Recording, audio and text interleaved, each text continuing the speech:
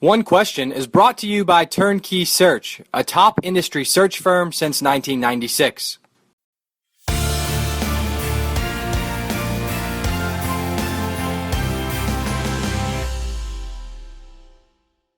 The new place for you in Marquette was also new for your president, President Lovell, who slid over from being the president at Wisconsin Milwaukee, of course, for a handful of years, and he was hired just a handful of months before you arrived. Are there unique challenges that a president and AD face together when you both were as new as you guys were? I'm trying to compare. When I got to Ball State, I had a president who had been there a number of years and really had taken the reins and was moving forward with the university. So I've tried to compare that to where Dr. Lovell was when I got here. And as I look back on it now, he was here in March. I got here in October. I feel like I walked into a guy who already had his sense of the pulse of Marquette. He already knew the landscape. And I do think some of that probably, Matt, was because he had been in Milwaukee for a number of years and had already done some collaborative efforts with Marquette, even when he was still at Wisconsin Milwaukee. So I don't think he was as new as some first-time presidents might have been or new presidents at an institution. So my sense of him was it didn't feel like he was learning his way around Marquette. I felt like he already knew the landscape and the lay of the land.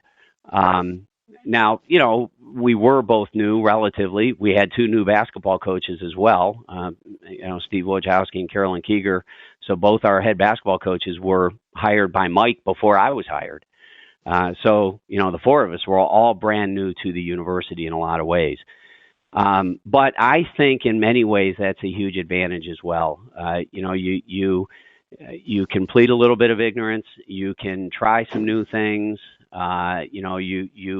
We had this group of new folks who wanted to kind of change the way some things were done, and we kind of were all on the same page in that respect because we all had started at about the same time. So I actually think in many ways it was a real advantage. Let's twist that on its head a little bit, because you mentioned that he had really good knowledge of the Milwaukee marketplace. And one of the ancillary developments, of course, for you guys right now is what the Milwaukee Bucks are going to do with their facilities. So did it help significantly that Mike already had an understanding of who was who and what was what in applying it to that situation as you all move forward, and that picture gets more clear as we understand who's going to use what facility and when? Yeah, that's an interesting one, because actually Mike was just getting to know the ownership group as I came on board. And I remember my very first week here, we had a meeting set up that Mike had actually deferred until I was on board so that I could be a part of the meeting. And in that meeting, he introduced himself to two of the owners. So he that whole transition with the Bucks was happening at about the same time Mike was coming on board. Okay. So that actually was an area where the new ownership group was all from New York, so they weren't Milwaukee folks, so they aren't people that Mike knew ahead of time. So that one, the two of us kind of walked our way through together, both of us as basically newbies to that situation. Yeah, that makes sense. Okay, let's knock out two what I told you would be fun questions, and I'm going to assume I know the answer to this first one, but I've asked it to a couple of ADs who have been on One Question. Which athletic administration staff, and if you can pinpoint the school and year, that'd be interesting. Which athletic administration staff had the greatest collection of leadership talent? You could have been on this staff, or you could have viewed this staff from afar. Yeah, well, this is gonna sound biased, but I mentioned this as I've given talks and spoken at seminars that involve up-and-coming administrators and people who want to be ADs. But, the staff that Kevin White assembled in the early 2000s at Notre Dame, when you think about who was in that group, it was Bubba Cunningham, who was at Carolina. It was Stan Wilcox. It was Sandy Barber. It was Jimmy Phillips, Josh Burlow. A lot of people may not know Josh. He's now the AD of Minnesota Duluth. Right. Bernard Muir is at a place called Stanford.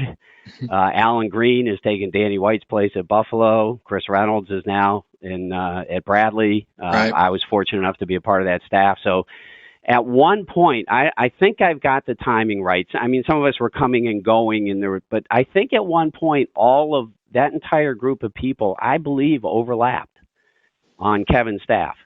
Right, So and we didn't even mention somebody like Missy Convoy, who's been there forever, right? Exactly, and who could easily be an AD at 50 different places if she just chose to get into it. So yeah, I think that'd be a tough group to match, not because I was on it, but because of the incredible folks that I had the privilege of being around. I didn't count that up, but that's a lot of Division I ADs out there.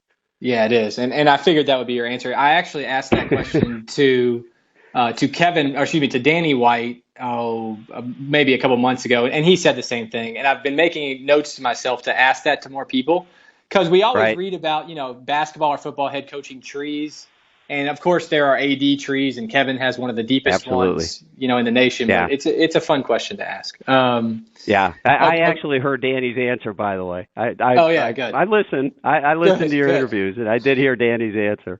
Yeah, good. Okay, so how about let's finish with the worst piece of advice you have ever received about how to operate in this industry. Boy, that is a great question. And Matt, maybe it's because of the people I've been around. I mean, I really struggle coming up with where anybody has given me bad advice. There's some stuff floating around now, with the Autonomy 5 and a lot of administrators and even some coaches are coming into my office and saying, hey, I feel like I have to get to an Autonomy 5 school as fast as I can. I don't buy into that at all. I think those are great jobs. I think the 1 AAAs like where I am are great jobs. I think the Group of 5 jobs, I loved Ball State. I loved that job. I wasn't looking to leave. So, as our environment changes, I feel like there are some pressures being put or people are feeling some pressures to kind of find their spot in this new environment. And, I personally think there are great jobs at every level. These are phenomenal positions. I've been blessed to be around people like Dick Rosenthal and Mike Wadsworth. Those might be names that some of your listeners aren't going to know, but they were the ADs prior to Kevin White at Notre Dame. So I've just had great mentors and great leaders. And I will say this, when we first talked about that, I thought about somebody who's looking to be an athletic director, and you'll hear people say, get into a search for the practice. Searches are incredible roller coasters, and I'm not sure jumping into a search unless you're really committed to getting that job is a smart idea.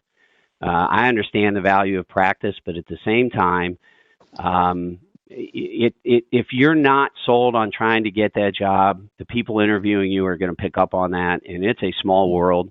If there's a search firm sitting in that room with you, it kind of strikes at credibility. So, and I've had people say to me, well, I don't think I want this job, but I'm going to get in it because I can use the practice. I don't think that's great advice.